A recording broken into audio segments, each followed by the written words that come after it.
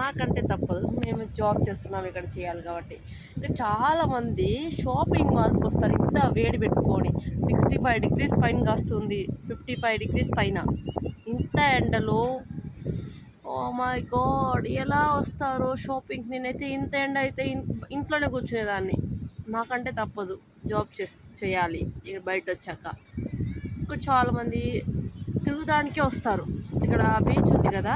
తిరగడానికే వస్తారు అసలు ఈవినింగ్ టైంలో.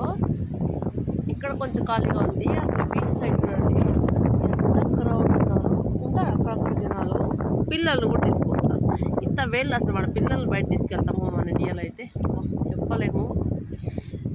ఇది ఋతుబా అంటారు ఇక్కడ. చాలా ఋతుబా ఉంది అసలు.